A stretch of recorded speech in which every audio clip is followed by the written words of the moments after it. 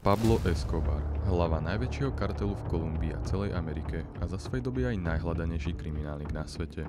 Ovládal okolo 80% celosvetového trhu s kokainom, na ktorom si vybudoval svoje impérium v hodnote desiatok miliard dolárov. Jeho kartel mal pod kontrolou skoro celú Kolumbiu. Podplácali politikov, políciu, dokonca aj armádu. Escobar avšak nebol len obyčajný drogový dealer, ale človek, ktorý sa stal skoro až synonymom pre moc. S jeho menom sa často spája veľké násilie, vydieranie a vraždy.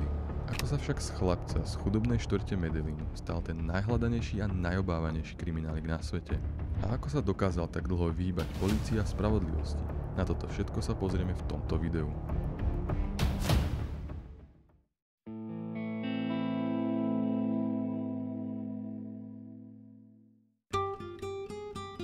Pablo Escobar sa narodil 1. decembra 1949 v meste Rio Negro v kolumbijskom departmente Antioquia. Jeho otec, Abel de Jesus Escobar, bol chudobný farmár, ktorý často pracoval na pozemkoch iných ľudí, aby uživil svoju veľkú rodinu, ktorá mala 7 detí, z čoho Pablo bol tretí najstarší. Jeho matka, Hermilda, pracovala ako učiteľka na miestnej základnej škole. Krátko potom, čo sa Pablo narodil, sa jeho rodina presťahovala do veľkomesta Medellín, ktoré bude neskôr s jeho menom aj velice úzko späté. Pablova matka veľmi dúfala, že sa jej syn v novom meste uchytí a získa kvalitné vzdelanie, no tieto očakávania dosť rýchlo zmizli, keďže jeho rodičia nemali dostatok peňazí na kvalitnú školu a Pablo sa tiež začal veľmi skoro zapájať do rôznych kriminálnych aktivít v chudobnejších častiach Medellínu. Už v 14 rokoch sa zapájal do rôznych gangov a bol aj vylúčený zo školy. Medzi jeho prvé zločiny patrí napríklad kradnutie náhrobných kameňov, z ktorých brúsil mená a následne ich predával, alebo aj vyrábanie falošných diplomov. Krátko pred jeho 17 narodeninami odišiel zo strednej školy, no o 2 roky neskôr sa vrátil spolu s jeho bratrancom Gustavom Gavíriom. Avšak nie nadlho, keďže po približne roku obidvaja znova zo školy odišli. Pablo sa ale s jeho vzdelaním ešte úplne nevzdal a potom ako sfalšoval svoj vlastný diplom, chvíľu dokonca študoval aj na vysokej škole s cieľom stať sa kriminálnym právnikom, politikom a nakoniec aj prezidentom. No nakoniec tento nápad opustil pre nedostatok peňazí. Neskôr začal spolu s ďalšími členmi miestnych gangov kradnúť auta a zarábať tak svoje prvé veľké peniaze. S týmto bolo spojené aj jeho prvé zatknutie v roku 1973, keď mal Pablo 24 rokov. No z väzby bol zakrátko prepustený, hlavne vďaka úplatkom a jeho už vtedy dosť silným kontaktom na miestnych úradoch. Od kradnutia aut postupne prešli so svojím gangom k násilnejším zločinom. Začali unášať ľudí z bohatých rodín a požadovať výkupné. Jeden z jeho najznámejších únosov, ktorým sa jeho gang v medellínskom podsvetí preslávil, bol únos podnikateľa Diega Echavariu. Pablo za ňo dostal výkupné vo výške $50,000 od Echavariovej rodiny, no napriek tomu ho neprepustili a nakoniec ho aj zabili. Túto taktiku Pablo často používal aj na ľudí, ktorí mu dlžili peniaze. Neprepustili ich, kým všetko nesplatili a ak sa im nepodarilo získať požadovanú sumu, jednoducho ich zabili a použili to ako výstrahu pre ostatných dlžníkov. V 70. rokoch sa v Kolumbii začal rýchlo rozrastať trh s drogami. Pablo na to tiež zareagoval a sám ich začal pašovať do rôznych okolitých krajín. Primárne sa teda zameral na kokain, s ktorým zaznamenal veľmi rýchlo veľký úspech. Bolo to už v podstate v tejto dobe, kedy sa začal naozaj formovať medellínsky kartel, tak ako ho dnes poznáme. Jeho rýchly zostup však neunikol pozornosti kolumbijských bezpečnostných služieb, konkrétne jednotke DAS, a tí ho v maji 1976 zadržali po jeho návrate z pašovania z Ekvádoru. V rezervnej pneumatike jeho auta našli 39 kg kokainu, no a Pablo bol tak poslaný pred súd. Tam sa mu ale podarilo vymeniť prvého sudcu a toho druhého úspešne podplatiť, takže bol zakrátko spolu aj s jeho komplicmi prepustený. No a o rok neskôr bol dôstojník, ktorý ho zatkol, zavraždený. Pablo si rýchlo uvedomil, že tento spôsob funguje a podplácanie a vydieranie sa teda stali jeho každodennou praxou. Zároveň začal na tých, čo peniaze odmietli, posielať nájomných vrahov. Tejto taktike sa začalo hovoriť plata o plomo, čo v preklade znamená striebro alebo olovo. Inými slovami, buď si zoberete úplatok, alebo dostanete do hlavy guľku. Okrem policajtov a úradníkov si neskôr na mušku zobral aj politikov.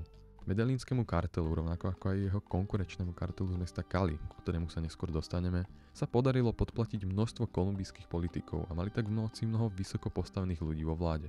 Financovali kampane rovnako pre konzervatívne strany ako aj pre liberálne, čím si zabezpečili silný vplyv vo vláde, nakoľko mnoho z týchto politikov sa neskôr dostali aj do parlamentu. Kartel tak prakticky dokázal ovládať štát na každej úrovni. Medellínsky kartel zažil svoj prvý veľký vzrast hlavne potom, ako sa Escobar stretol s ďalšími veľkými dílermi na blízkej farme v apríli 1978. Koncom tohto roku sa im podarilo prepašovať do USA približne 20 tón kokainu. Číslo, ktoré síce môže znieť veľkolepo, no je to len nepatrný zlomok toho, čo pašovali v časoch svojho vrcholu.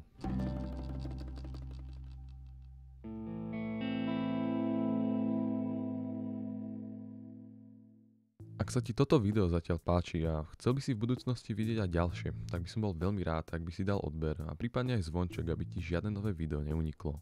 Nič ťa to stať nebude a mne to nesmierne pomôže. Ďakujem a poďme späť do videa. Na začiatku Pablo obchodoval s dodávateľmi kokovej pasty najmä z Peru a Bolívie. Mal úzke väzby najmä na bolívijského narkobárana Roberta Suáreza Gómeza, ktorý bol v tej dobe známy ako král kokainu. Gómez ovládal kartel La Corporación, ktorý vo svojich laboratóriách spracovával listy koky, základnú zložku, z ktorej sa kokain vyrába. Z týchto listov vytvárali kokainovú pastu, ktorú následne predávali medellínskému kartelu za približne $9,000 za kilogram. Pablo túto pastu prevážal do Kolumbie, kde ju vo svojich vlastných laboratóriách premienial na čistý kokain. A v USA ho predával za sumy od 30 do $50,000 za kilogram. Dopyt po kokaine tam zároveň rýchlo rástol, čo viedlo Pabla k zavádzaniu nových operácií trás a distribučných sietí. Ku koncu 70. rokov zažil medellínsky kartel ďalší významný nárast, keď sa k Escobarovi pridali ďalší významní hráči, ako napríklad Robert Vesco, známy americký kriminálny finančník, a Carlos Leder, čo bol ďalší významný drogový díler. Práve Leder prišiel s nápadom vybudovať novú pašerácku trasu cez Karibik a na Bahamách zriadil novú základňu na ostrove Norman's Cay, približne 350 km od pobrežia Floridy. Escobar a Robert Vesco kúpili väčšinu územia na tomto ostrove a to zahŕňalo aj 1 km dlhú runway pre lietadlá, prístav, hotel, obytné domy a chladený sklad, v ktorom mohli bezpečne skladovať svoj kokain. Leder z tohto ostrova vytvoril dokonalé prekladisko pre medellínsky kartel a medzi rokmi 1978 a 1982 to bolo centrálnym úzlom medzi Kolumbiou a USA. Táto nová trasa sa rýchlo ukázala byť ako veľmi úspešná a začala im generovať obrovské zisky. Počas úplného vrcholu svojej činnosti medellínsky kartel zarábal odhadom viac ako $70 miliónov denne, čo je približne $26 miliard ročne. Každý deň prepašovali do USA okolo 15 tón kokainu, ktorých hodnota na americkom trhu presahovala viac ako $500 miliardy. Každý týždeň dokonca minuli približne $1,000 len na nákup gumičiek, ktoré používali na viazanie toho obrovského množstva peňazí. Tie potom ukladali do svojich skladov či už v Medellíne alebo na rôznych ostrovoch. 10% z týchto peňazí dokonca museli každý rok odpísať kvôli údajnému skazeniu, keďže do tých skladov často vynikali krysy a veľké množstvo z tých usklanených bankoviek buď zjedli alebo značne ohrízli. S jeho obrovským príjmom si bol Pablo onedlho schopný kúpiť obrovský 20 km štvorcový pozemok v Antioquii. Zaplatil za ňo niekoľko miliónov dolárov a postavil si na ňom jeho najväčšie a najznámejšie sídlo, Hacienda Nápoles. Tento obrovský komplex slúžil ako jeho osobná rezidencia a operačné stredisko pre medellínsky kartel. Nachádzala sa tu jeho veľká luxusná vila s vlastným bazénom, veľkými priestrannými izbami a úžasným výhľadom. Taktiež aj veľa ďalších domov, ktoré slúžili ako ubytovania pre jeho rodinu a členov kartelu. Okrem príbytkov tento komplex ale obsahoval aj svoje vlastné letisko, kompletne vybavený vodný park, zoologickú záhradu s rôznymi exotickými zvieratami ako tigre, žirafy a hrochy, ktoré si špeciálne pre toto využitie nechal doviesť do Kolumbie. Ďalej tu bola aj aréna pre bičie zápasy, pretekárska dráha aj s veľkou kolekciou aut, obrovské záhrady a mnoho sôch, umenia a artefaktov, ako napríklad aj skutočné dinosaurie kosti. Koľko z tých atrakcií Pablo naozaj využíval, nie je jasné, no minimálne už len svojou existenciou svedčia o jeho obrovskej moci a bohatstve, ktoré si dokázal vybudovať. Pablo využíval jeho obrovské množstvo peňazí aj na financovanie rôznych výletov a dovoleniek pre jeho rodinu. Čo sa jeho rodiny týka, tak ak nerátame jeho rôzne mimomanželské vzťahy a romániky, ktorých bolo dosť, tak Pablo mal počas svojho života len jednu zákonitú manželku. A to bola Maria Victoria Henao, s ktorou sa vzal už v roku 1976, keď ona mala len 15 rokov a on 26. Mali spolu dve deti, syna Juana Pabla Escobara, dnes idúcim pod menom Sebastián Marroquín, a dceru Manuelu Escobar. Kvôli náročnému a nebezpečnému životu v karteli si Pablo mohol len ťažko nájsť nejaký čas na rodinné záležitosti. Preto ak nejaké také chvíle získal, tak si ich veľmi vážil. V máji 1981 napríklad zobral svoju rodinu na výlet do Walt Disney Worldu na Floride. Počas tejto dovolenky trávil spoločný čas so svojou manželkou Mariou a synom Juanom, Pablovou matkou Hermildou, jeho bratom Robertom a ďalšími príbuznými. Celá rodina si užívala luxusný pobyt, kde miniali aj značné sumy peňazí, či už na rôzne suveníry alebo oblečenie. Pablo si užíval atrakcie parku a hlavne čas strávený so svojím synom.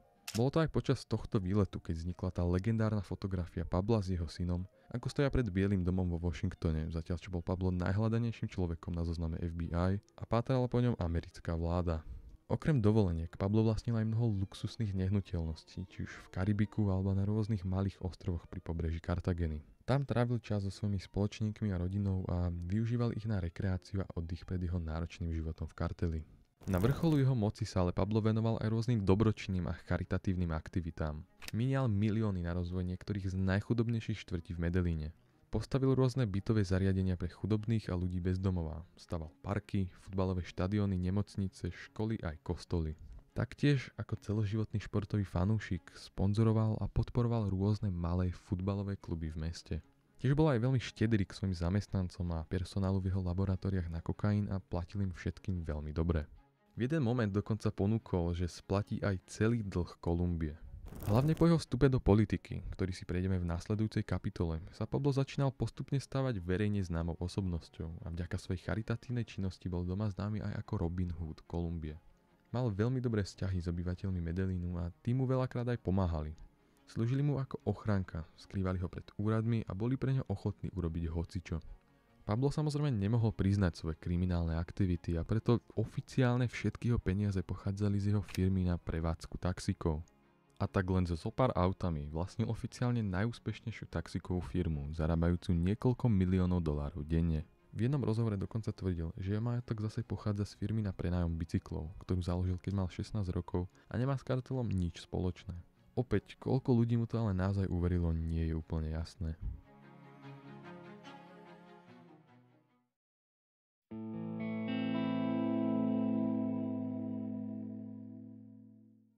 Na začiatku 80. rokov vstúpil Escobar do politiky a veľmi podporoval a aj sa zúčastnil na formovaní liberálnej strany Kolumbie. V roku 1982 sa dokonca úspešne dostal do kolumbijského kongresu. Hoci bol len náhradníkom, podľa kolumbijského práva mu ale automaticky náležala parlamentná imunita a právo na diplomatický pás. V kongrese sa ale zakrátko nový minister spravodlivosti Rodrigo Bonilla stal Pablovým hlavným nepriateľom a už od prvého dňa ho začal verejne obviňovať z trestnej činnosti. Bonilla začal vyšetrovanie Pablovho zatknutia z roku 1976 a len o niekoľko mesiacov na to líder liberálnej strany Luis Carlos Galán vylúčil Escobara zo strany.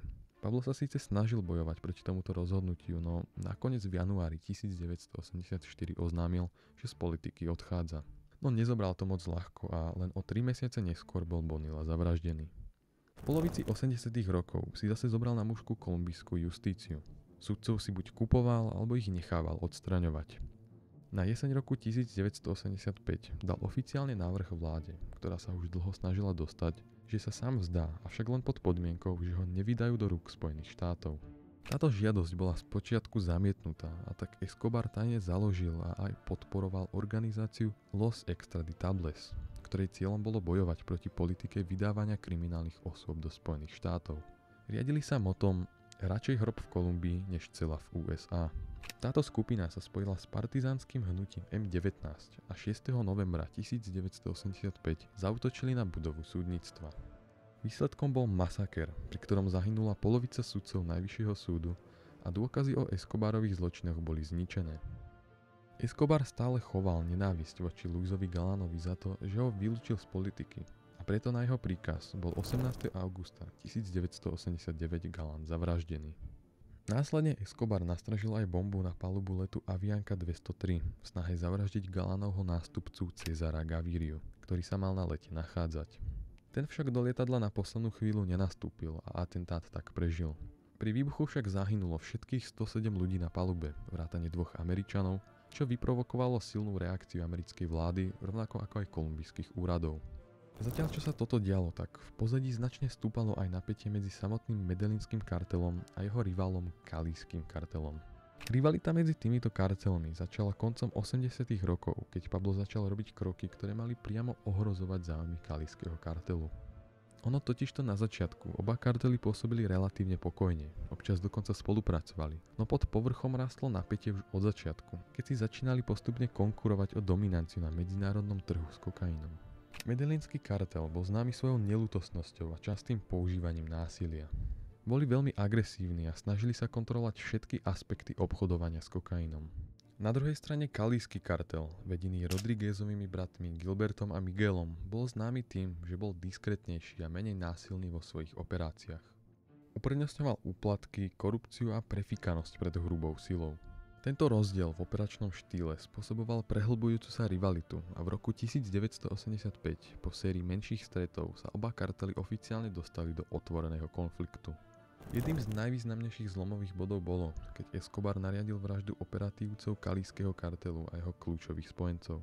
Kalísky kartel zase na oplatku nechal vybuchnúť nálož v aute pri Escobarovom dome v Medellíne. Spor ďalej silnel, keď obe strany bojovali o kontrolu nad kľúčovými územiami a trasami na pašovanie. Jeden z najznámejších momentov v tomto období nastal, keď medellínsky kartel zaútočil na leteckú základňu v Cali, čo kalískému kartelu značne sťažilo prepravu.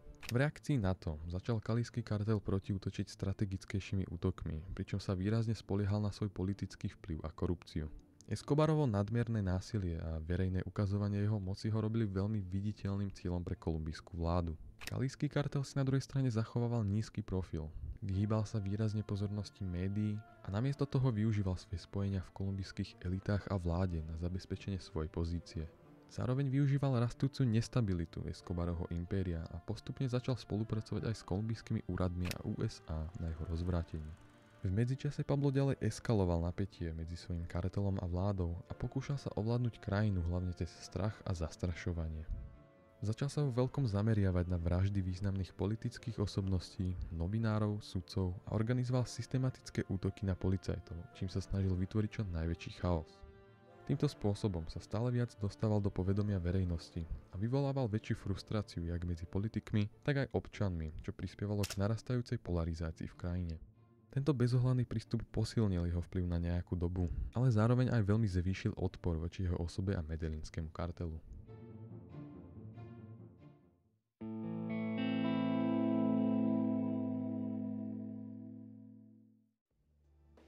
Po vražde Luisa Galána a nepodarenom atentáte na Cezara Gaviriu sa Gaviria stal kandidátom na prezidenta za liberálnu stranu a verejne aj silným oponentom Pabla Escobara a jeho kriminálnych aktivít. V roku 1990 bol nakoniec zvolený za prezidenta Kolumbie po získaní podpory väčšiny kolumbijských voličov a stal sa jedným z hlavných lídrov v boji proti drogovým kartelom.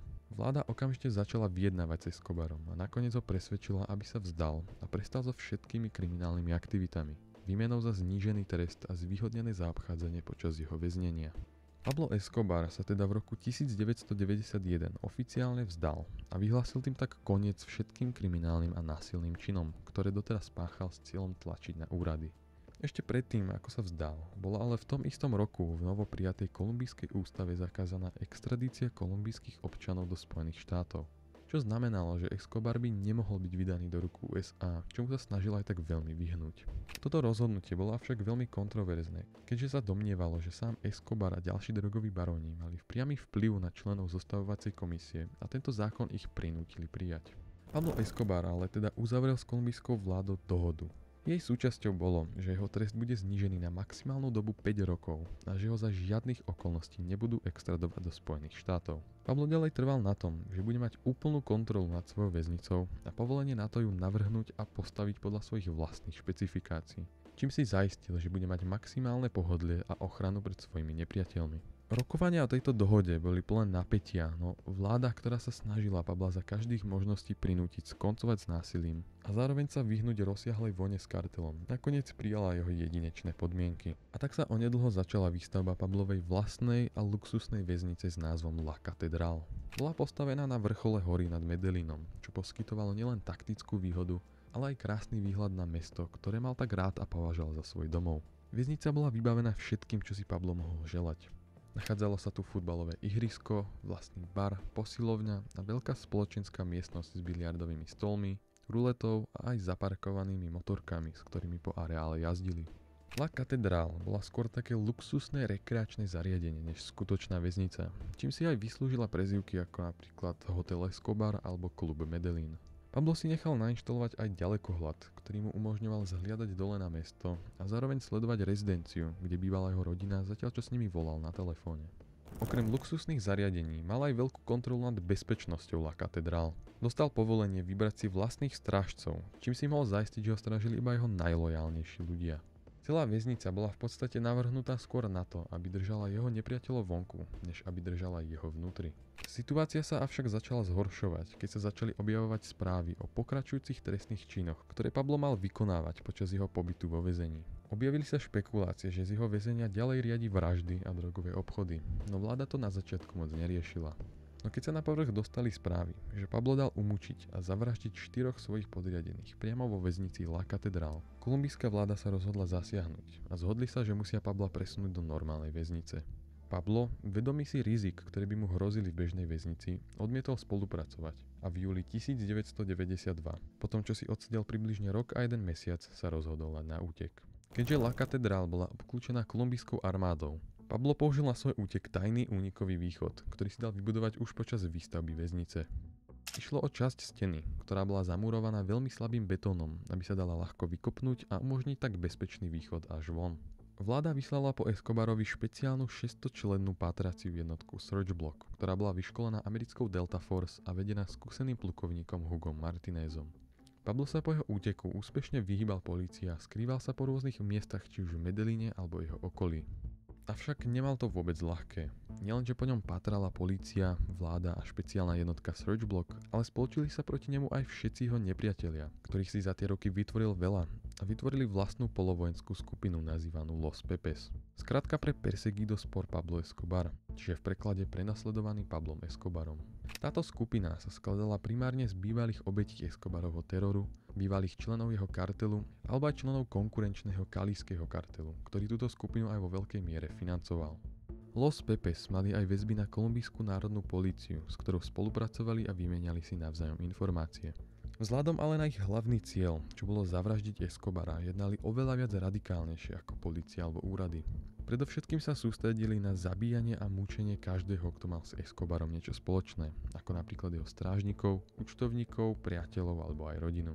Aj napriek všetkým týmto výhruškám a snahám vynaloženým na nájdenie Escobara sa mu podarilo zostať v skrytí skoro rok a pol. Skrýval sa prevažne v jeho rozsiahlej sieti domov v Medellíne, ktoré boli aj nazývané ako tzv. Bezpečné domy alebo safe houses. Nikde ale nezostal moc dlho a stále menil svoju lokalitu, aby ho bolo ťažšie nájsť. Často sa aj ukrýval v domoch svojich spojencov, známych a priateľov. Okrem toho mu pomáhali aj obyčajní ľudia z jeho komunity, keďže si získal podporu mnohých z nich vďaka jeho charitatívnym aktivitám. 1. decembra 1993, zatiaľ čo bol stále na úteku, dokonca oslavil svoje 44. narodeniny. No hneď deň na to, konkrétne 2. decembra, sa kolumbijskej vláde za pomoci technológie dodanej Spojenými štátmi podarilo lokalizovať Pabla potom ako urobil telefonát svojej rodine. Polícia rýchlo vtrhla do budovy a začala sa prestrelka medzi kolumbijskými ozbrojenými silami a Pablom a jeho jediným bodyguardom.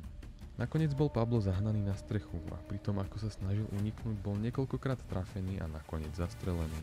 Bol zasiahnutý do chrbta, hrude a do nohy, no strela, ktorá ho zabila, bola do ucha.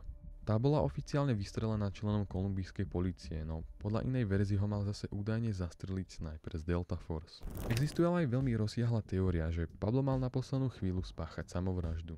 Svedčí tomu fakt, že už niekoľkokrát verejne vyhlásil, že radšej zomrie v Kolumbii, ako by mal byť extradovaný do USA. A podľa ďalších informácií aj niekomu z jeho rodiny spomínal, že ak by sa niekedy mal zabiť, bol by to práve týmto spôsobom a to strelou za jeho práve ucho. Túto teóriu napríklad podporuje aj vo veľkom jeho syn, Sebastian Maroquín.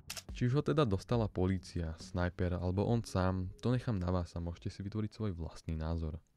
Jeho obraz Robina Hooda, ktorý si Escobar počas svojho života pestoval, mu v Medellíne ostal aj po jeho smrti. Mnohí obyvatelia mesta, najmä tí chudobní, ktorým Pablo často pomáhal, smútili nad jeho smrťou. A na jeho pohreb na cintoríne Monte Sacro sa prišlo pozrieť viac ako 25 000 ľudí, pričom niektorí ho považovali až za svätého a modlili sa za ňo. Krátko po jeho smrti sa následne rozpadol aj celý medellínsky kartel. Trhu s kokainom začal nakrátko dominovať kalísky kartel, no ten sa koncom 90. rokov tiež rozpadol, potom čo boli jeho lídri buď zabití alebo zatknutí kolumbijskou vládou.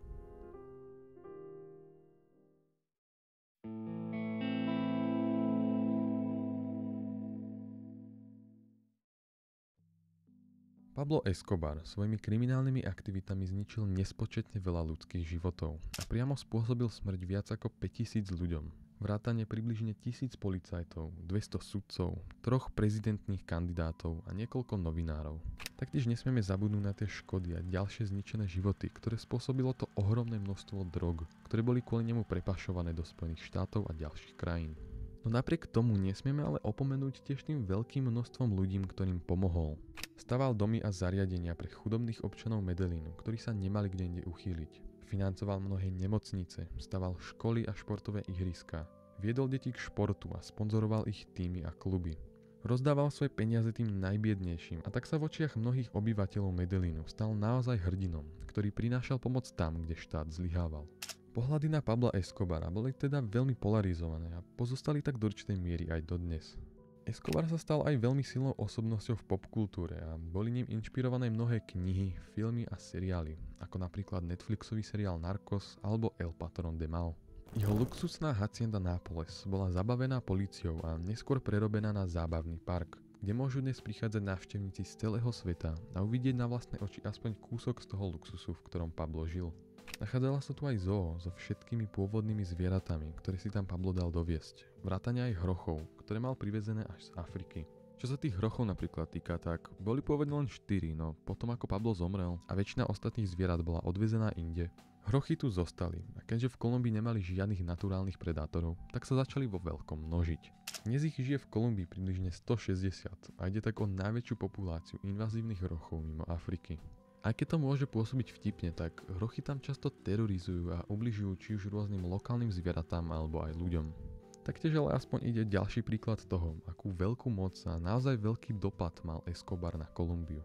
Napriek všetkému musíme mu ale uznať to, že sa dokázal z chudobného chlapca z biednej rodiny vybudovať na multimiliardára a toho najväčšieho a najhľadanejšieho kriminálnika na svete. A že dokázal vybudovať toto masívne impérium, ktoré zásobovalo kokainom celý svet.